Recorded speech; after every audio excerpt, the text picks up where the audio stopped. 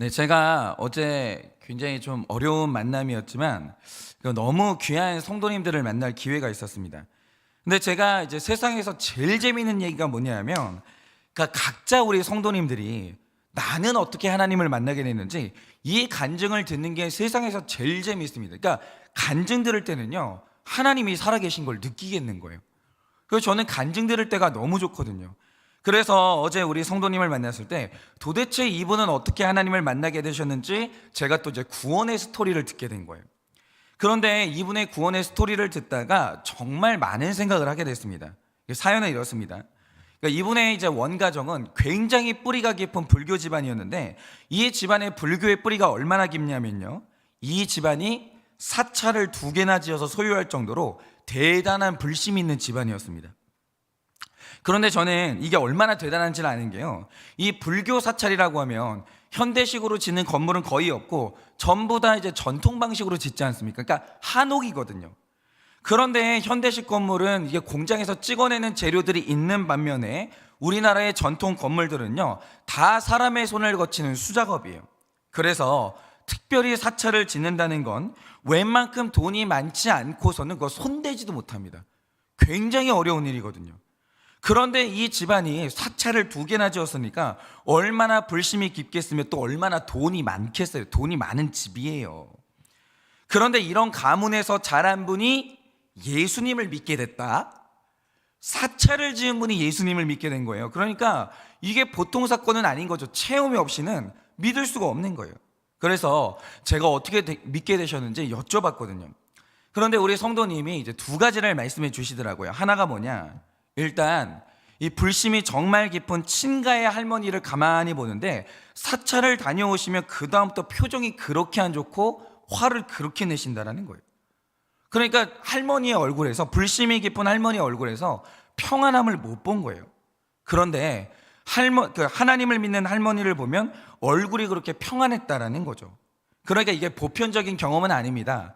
그러니까 교회를 다닌다고 무조건 얼굴이 평안하냐? 그렇지 않아요. 교회 다니는 사람들 중에서도 분노가 많고 뭐 얼굴이 평안하지 않은 분들 있죠. 그러나 하나님께서 이분의 구원을 위해서 특별히 이런 얼굴의 차이를 세팅하신 것 같아요. 이런 걸 보여주신 거죠.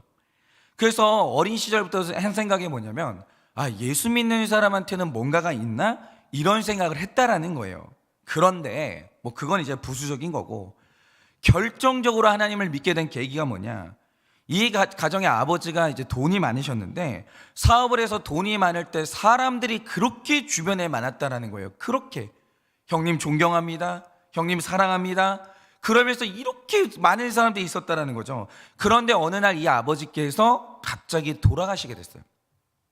근데 신기한 게 뭐냐면, 우리 아버지 돌아가시니까 그날로부터 우리 집에 들끓던 사람들이 싹 사라지더라는 거예요. 싹. 그게 굉장히 무섭더라는 거예요. 이게 뭔가?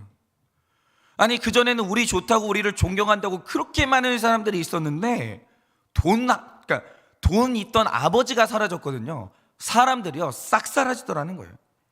이게 어린 시절에 있었던 일인데 벌써 그때부터 이분이 인생의 굉장히 중요한 본질 하나를 보게 되신 거죠. 그동안 우리 아버지 주변에 사람들이 그렇게 많았는데 알고 보니까 우리 식구를 좋아한 게 아니라 우리 집에 돈을 좋아했던 거예요. 근데 그걸 몰랐던 거예요. 몰랐던 거죠. 여러분, 지금 여기에 속고 계신 분들이 굉장히 많아요. 나 좋아하는 것 같죠? 아닙니다. 내 돈 좋아하는 겁니다. 돈이 있는 곳에는 이런 일이 일어나는 거예요. 자녀들이 나 좋아합니까? 아니요. 내 돈 좋아하는 자녀가 있어요. 돈 없어지면요, 나를 버릴 자녀들이 굉장히 많습니다. 그런 거예요. 그러니까 이분도 이 진실을 어떻게 알게 됐냐, 돈이 있을 때는 아무것도 모르고 속고 살았는데 돈 사라지니까 모든 진실이 다 드러나는 거예요. 내가 사랑받았던 게 아니라 우리 집에 돈이 사랑받았구나. 저는 이게 아둘람 공동체와 물질 공동체의 결정적인 차이라고 생각하는데요, 우리가 잘 알듯이 아둘람 공동체가 어떤 곳입니까? 아둘람 공동체는 이렇게 설명합니다. 환난당하고 빚지고 원통한 자가 모인 것이 아둘람 공동체라고 말해요.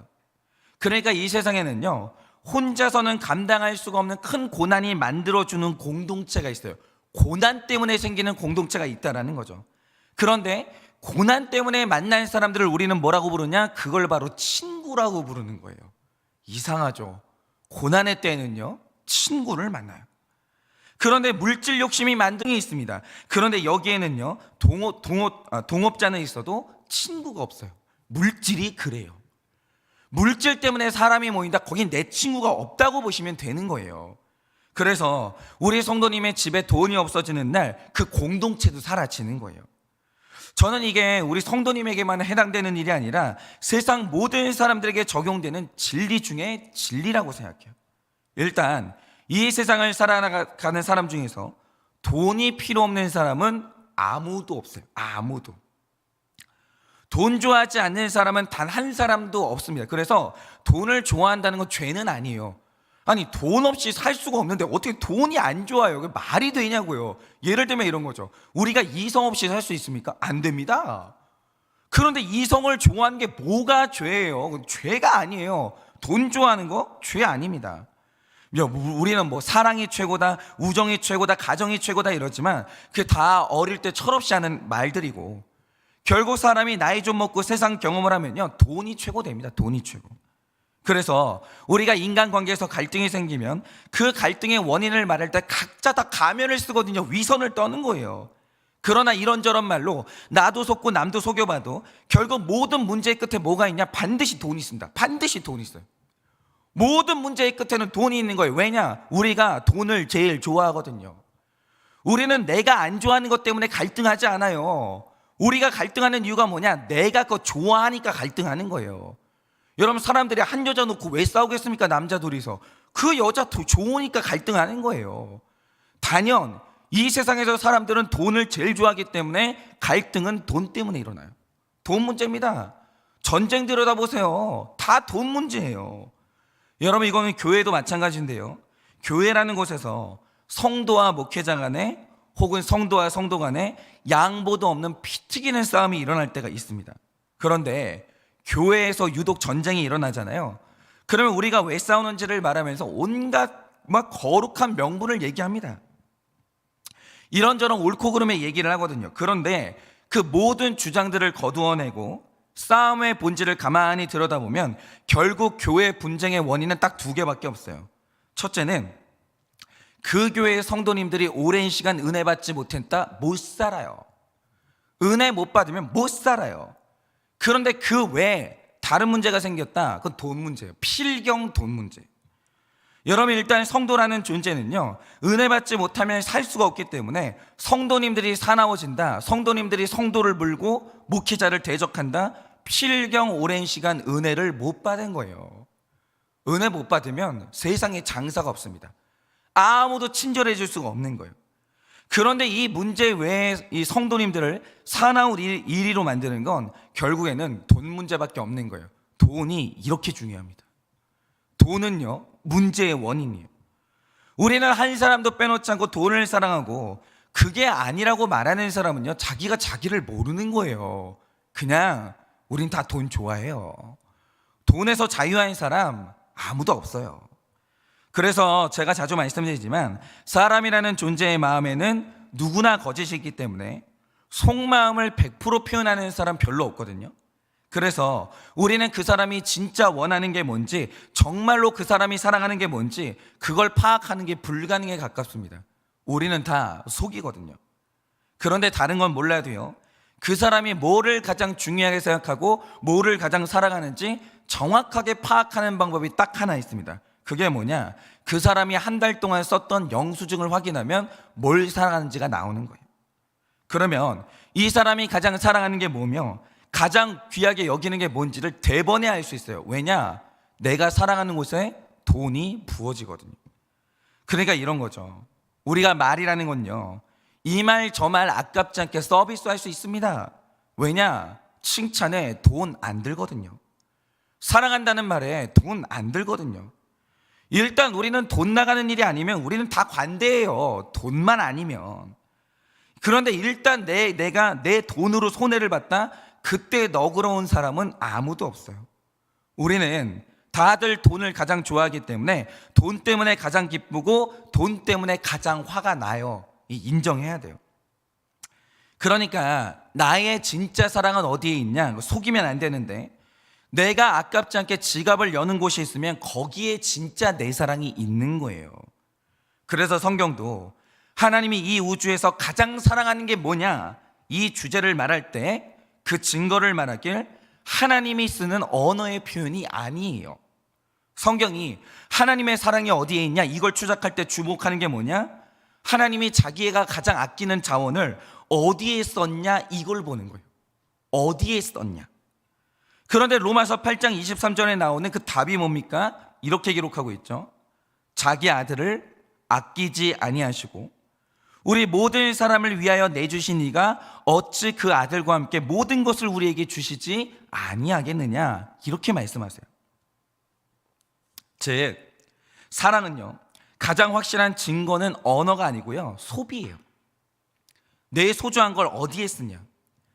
그러니까 얼마만큼 소비할 수 있냐는 사람마다 다르겠지만 딱 내가 소비하는 만큼이 나의 사랑의 깊이고 나의 사랑의 넓이고 나의 사랑의 이 강도예요. 그런데 하나님이 우리에게 자기의 가장 소중한 아들을 얼마만큼 소비하셨습니까? 우리를 살리려고 아들의 생명인 피를 쏟으신 거예요. 그런데 얼마나 쏟았냐 하면 그 몸에서 한 방울도 안 남겼어요. 한 방울도. 다 썼어요, 다. 그런데 피를 다 쓰면 일어난 일이 뭡니까? 죽어요. 정확히 죽을 때까지 소비하셨다는 거예요. 그러니까 다른 건 몰라도 십자가 앞에서는요, 나를 향한 하나님의 사랑을 의심할 수가 없는 거예요. 내 삶에 어떤 일이 일어나도, 어떤 사건이 일어나도 십자가 앞으로 가잖아요. 아, 나를 사랑하셨구나, 나의 사건에는 이유가 있는 거구나, 이걸 확인하게 되는 거예요. 왜냐? 하나님이 가장 소중한 걸 안 아꼈거든요. 한 방울도 남김없이 다 쏟으신 거예요, 나 때문에. 그런데 모든 인간에게 하나님 다음으로 소중하고 하나님 다음으로 힘있고 하나님 다음으로 나를 기쁘게 해주는 게 뭐냐? 그건 필경 돈이라는 거죠. 돈. 이거 말고는 없는 거예요. 그러니까 우리가, 영적인 우리가 이 돈 앞에서 진실해져야 돼요. 우리요, 돈 앞에서요 위선 떨 필요가 없습니다. 우리 애들이요, 돈 있어야 학교 가고요, 우리 돈 있어야 먹고요, 우리가 돈이 있어야 집이라는 공간을 가질 수가 있어요. 교회요, 돈 있어야 유지되고요, 선교요, 돈으로 하는 겁니다. 교회 학교도요, 돈이 있어야 아이들 가르칠 수 있는 거예요. 맞죠? 그래서 만약 어떤 사람이 돈 문제로 정직했다고 하면 진짜 정직을 증명한 것이고, 만약에 어떤 사람이 돈을 가지고 헌신했다, 정말 어려운 적용을 한 게 맞는 거예요.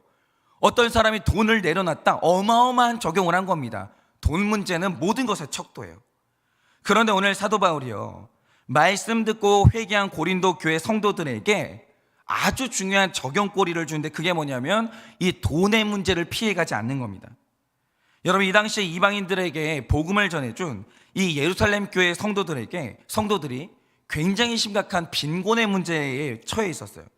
그러니까 이유는 두 가지 재난이 한꺼번에 닥쳤기 때문인데, AD 40년쯤에 이스라엘에는 역사책에도 기록될 만큼 어마어마한 기근이 왔습니다. 대기근이 왔어요. 그런데 이런 와중에 유대 땅의 이제 그리스도인들은 정통 유대인들에게 이단 취급을 받았기 때문에 장사나 매매를 하는 게 굉장히 어려웠습니다. 그러니까 이중적인 물질의 어려움을 겪고 있었다는 거죠. 그래서 예루살렘 교회가 그 이방의 성도들한테 복음을 나눠주긴 했지만 성도들은 정작 심각한 가난에 시달리고 있었습니다. 그래서 이 복음에 빚진 이방인 교우들이요, 그 소식을 들었어요.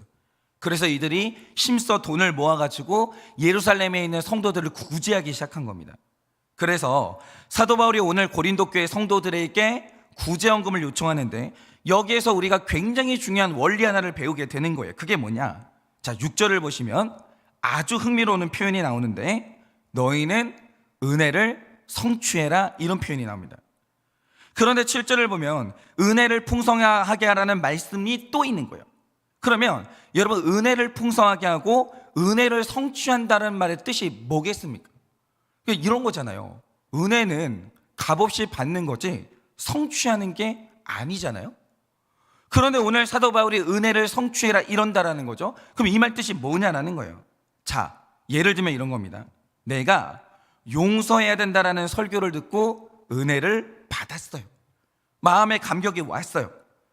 그런데 이런 마음의 감격을 받아놓고 실제로 용서하는 적용을 안 하면 그 은혜는 성취가 안 된 은혜가 되는 거예요. 용서는요, 듣고 감격하는 게 아니에요. 용서는 베풀어야 되는 거예요.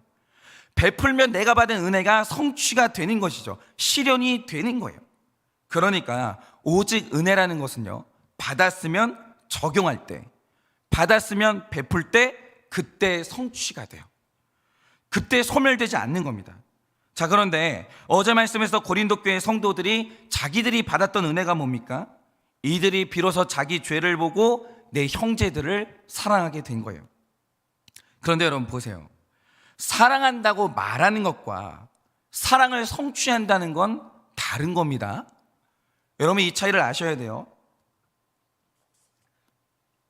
사랑한다고 표현했다, 뭐 중요합니다. 굉장히 중요한데 그것은 사랑을 성취한 거는 아니에요. 그러면 사랑의 성취가 뭡니까? 죄송한데 사랑의 성취라는 것은 교회의 질서를 따라 먹이는 거고 입히는 거고 금전을 쓰는 거예요. 실제적인 거. 그게 성취하는 거예요. 여러분 금전적 손해가 없는 사랑은요, 그 위선이고요, 소멸됩니다. 여러분 한번 생각을 해보세요. 내가 어떤 남자를 만났고 여자를 만났어요. 나를 너무 사랑한대요. 1년 내내 쓰는 돈이 없는 거예요. 나 때문에 이 손해보는 게 없는 거예요. 그러면 여러분 그 사랑 유지되겠습니까? 안 되죠. 말로만 하는 사랑은요, 성취되는 게 없는 것이고 소멸이 되는 거예요. 그러니까 바울이 말하는 중요한 원리가 뭐냐, 오늘 말씀 1절에서 5절 말씀을 보면 그가 마게도냐 교회의 예를 드는데요, 그들이 가난했는데도 불구하고 넘치는 연보를 함으로써 사랑을 성취해 냈다라는 거예요. 그런데 중요한 건 이겁니다. 그러면 너무나도 가난함에도 불구하고 넘치는 연보를 했던 이유가 뭔가? 1절을 보면 하나님께서 그들에게 감격적인 은혜를 주셨는데 그들이 은혜 받았던 그 타이밍을 놓치지 않고 구제를 적용했다라는 거예요. 그렇게 성공을 했다는 거죠. 즉 세상에서 가장 어려운 적용은 무조건 돈 적용이에요. 이거보다 어려운 적용은 없어요. 여러분 돈을 적용해야 사랑을 성취하는 것인데 이 돈 적용이 성공할 수 있는 유일한 방법이 뭐냐? 정확한 타이밍을 잡는 거예요. 어떤 타이밍이요? 은혜 받았을 때 돈으로 적용하지 않으면 돈 적용은요 100% 실패합니다. 100%.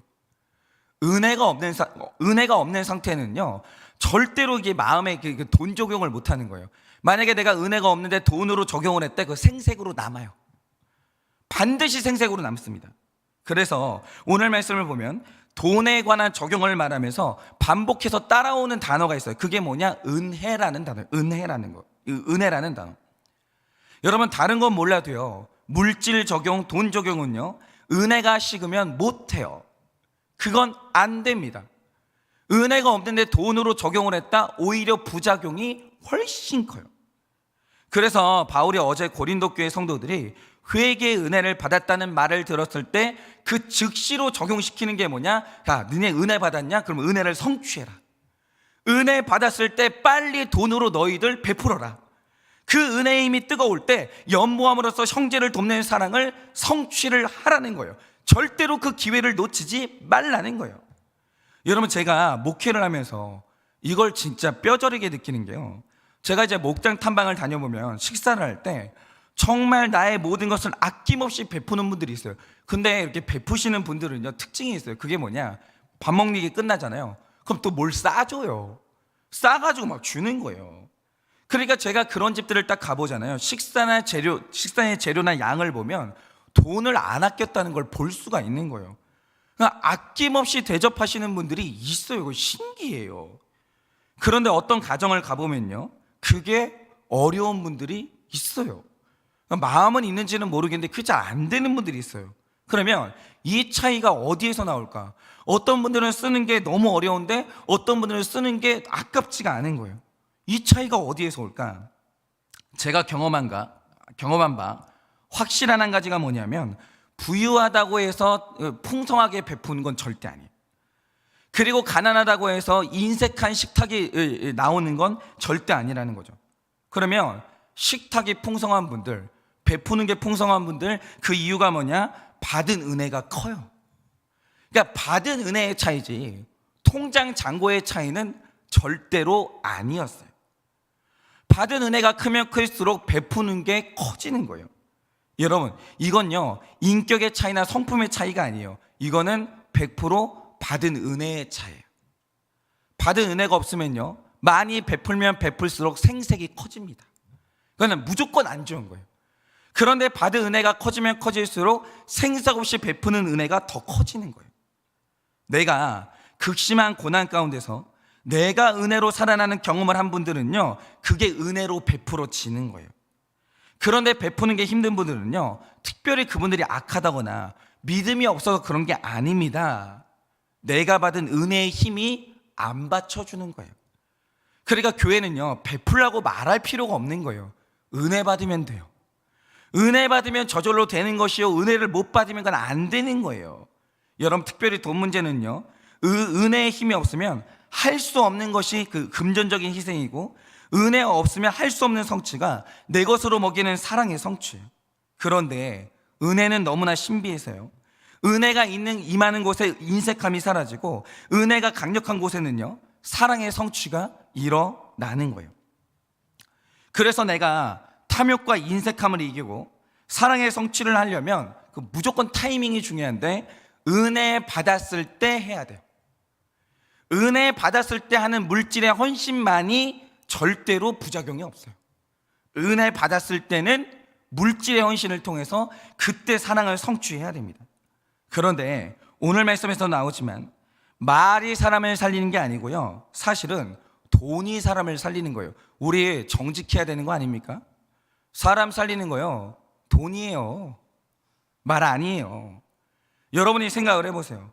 오늘 당장 쌀이 없어서 굶어야 되는 사람이 있다라고 하죠. 그러면 그 집에 힘내라는 말이 그 사람 살리겠습니까? 쌀 사라고 쥐어주는 돈이 그 사람 살리겠습니까? 돈이 살리는 거예요. 여러분, 심장병에 걸린 아이가 돈이 없어서 수술을 못 받고 있습니다.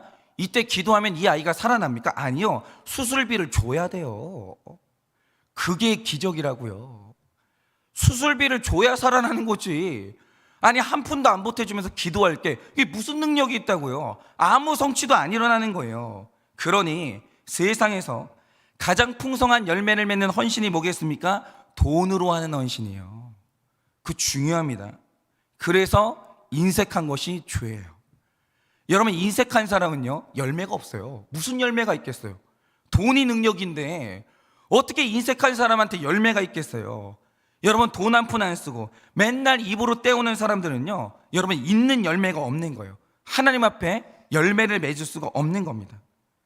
여러분, 그런데 날마다 돈이 필요하고 돈을 좋아하는 우리가 돈으로 헌신해서 실제적인 열매를 남긴다고 할 때, 은혜의 성취를 남긴다고 할 때, 그거는 성품으로는 안 되고요 무조건 은혜를 받아야 돼요. 그거는 무조건 은혜를 받아야 돼요. 은혜 못 받으면 은혜의 성취가 없는 거예요. 그래서 돈 적용은요 돈을 달라고 기도하시면 안 돼요. 그거 잘못된 기도예요. 여러분, 우리가 돈을 쓰려면요 돈 욕심을 뛰어넘는 은혜를 구하셔야 돼요. 그리고 은혜를 받았을 때 타이밍을 붙잡아서 적용하시면 여러분들은 열매를 맺게 되시는 겁니다.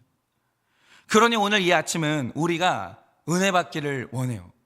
기도 가운데 은혜를 받으시는지, 큐티를 하셔서 은혜를 받으시는지, 은혜를 무조건 받기를 원합니다. 받아서 해야 되는 게 뭐냐? 내가 이웃에게 밥 한 끼를 사셔야 돼요. 어려운 사람 있잖아요. 딱 봐도 얼굴에 고민 있는 사람이 있잖아요. 고민 있는 사람 입을 어떻게 열겠습니까? 마음을 여는 게 아니에요. 입을 먼저 열어야 돼요. 여러분, 오늘 은혜 받으시면 누군가에게 딱 한 끼를 좀 사주세요. 만약에 어려운 사람이 있다면 은혜를 받아서 얼마라도 좀 보태주세요. 3만 원도 좋고 5만 원도 좋고 한번 좀 보태줘 보세요. 여러분, 이 적용이 왜 중요하냐면 이게 바로 열매이기 때문이에요. 은혜를 받았으면 타이밍을 놓치지 마세요. 여러분, 돈이 있잖아요. 있는 만큼만 좀 쓰세요. 그래서 오늘 은혜를 받아서 그 은혜를 돈으로 성취하시는 우리 모든 성도님들 되시기를 예수님의 이름으로 축원합니다. 제가 기도하고 축도함으로 마치겠습니다. 기도하겠습니다. 하나님, 우리가 은혜를 받았습니다. 은혜를 받아서 그 은혜를 돈으로 성취하시는 우리 모든 성도님들 되시기를 예수님의 이름으로 축원합니다. 제가 기도하고 축도함으로 마치겠습니다. 기도하겠습니다. 하나님, 우리가 은혜를 받았습니다. 은혜를 받아서 그 은혜를 돈으로 성취하시는 우리 모든 성도님들 되시기를 예수님의 이름으로 축원합니다. 제가 기도하고 축도함으로 마치겠습니다. 기도하겠습니다. 이 세상에서 가장 능력 있고 힘 있는 것은 돈입니다. 그래서 우리에게는 다 돈이 가장 중요하고 돈을 가장 사랑합니다. 그런데 주님, 어떤 사람은 은혜 받아서 그 돈으로 사람 살리고, 어떤 사람은 은혜가 없어 그 돈으로 사람을 죽입니다. 어떤 사람은 돈으로 선을 행하고 어떤 사람은 돈으로 죄를 짓습니다. 하나님, 우리가 돈을 가지고 죄 짓지 않기를 원합니다. 돈 때문에 사람 죽이지 아니하기를 원합니다. 그러자면 주님, 은혜가 필요합니다. 은혜 안 주시면 나는 이 돈을 포기할 수도 없고, 이 돈을 흘려보낼 수도 없고, 사랑을 성취할 수도 없습니다. 그러니 주님, 오늘 이 아침에 우리 각자에게 하나님께서 은혜를 허락하여 주셔서 돈을 선하게 쓰며 돈으로 사람을 살리고 돈으로 이웃을 살리는 그 사랑의 성취가 있게 하여 주시옵소서. 그래서 우리도 언젠가는 주님 앞에 갈 때 우리가 내놓은 열매가 있는 그런 우리가 될 수 있도록 주여 이 돈의 청지기가 되게 하여 주시옵소서. 지금은 우리 주 예수 그리스도의 은혜와 하나님 아버지의 그 크신 사랑과 성령님의 위로하시고 교통하여 주시는 그 역사하심이, 은혜를 받아 그 은혜 받는 타이밍을 놓치지 않고 선하게 돈을 씀으로 말미암아 사람 살리고 열매를 맺기를 원하는 우리 모든 성도님들의 머리 위에 지금으로부터 영원 무궁토록 함께 있을지어다. 아멘.